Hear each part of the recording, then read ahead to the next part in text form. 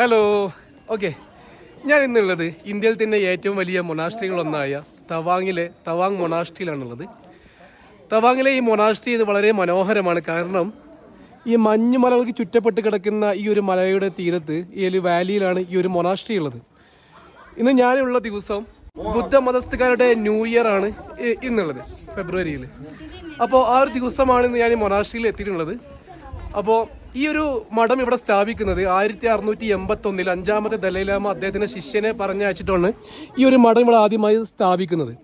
ഇവിടെ ഏകദേശം 500ഓളം സന്യാസിമാർ, ബുദ്ധ സന്യാസിമാർ ഇവിടെ ഇരുന്ന് അവരുടെ ഓരോ കാര്യങ്ങൾ പഠിക്കുകയും അതുപോലെ തന്നെ ഇവിടെ പ്രയറും കാര്യങ്ങളൊക്കെ നടത്തുന്നുണ്ട്. ഈ ഒരു ടൗണിലെ മനോഹരമായ കാഴ്ചകളാണ് ഈ കാണുന്നത്, ഈ ഒരു വാലിയുടെ.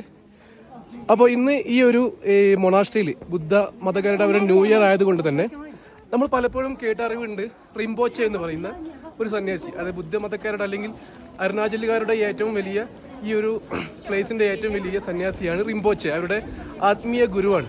അപ്പോൾ ആ റിംപോച്ചയെ കാണാനുള്ള ക്യൂ ആണ് ഈ ആൾക്കാരെല്ലാം ഉള്ളത്. അവരവിടെ തന്നത് ട്രഡീഷണൽ ഡ്രസ്സിലാണ് ഇന്ന് വന്നിട്ടുള്ളത്.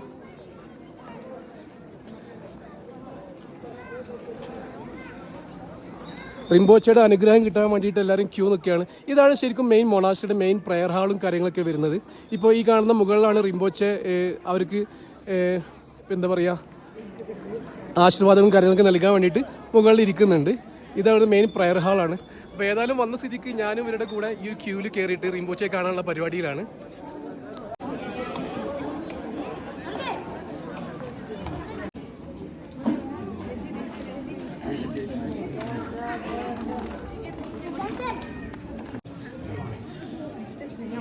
ഇതാണ് റിംപോച്ചെ ഇരിക്കുന്ന പ്ലേസ്, അവരുടെ പ്രെയർ ഹാളും മറ്റുള്ള കാര്യങ്ങളൊക്കെ ഉള്ളത്.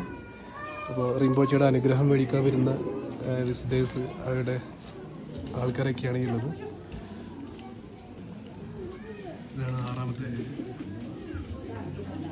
ഇപ്പോഴത്തെ അരുണാചലിലെ റിംപോച്ചെ.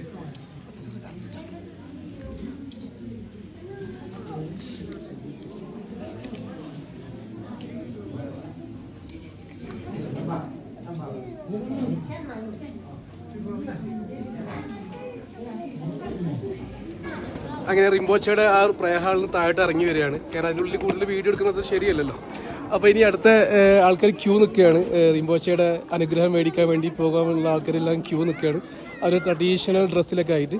മാത്രമല്ല ഇതിനകത്ത് അതിമനോഹരമായ ഒരു ബുദ്ധൻ്റെ സ്റ്റാച്ചുവും കാര്യങ്ങളും ഇതിനകത്തുണ്ട്. പക്ഷേ അതിനകത്ത് വീഡിയോ ഫോട്ടോഗ്രാഫി അലൗഡ് അല്ല.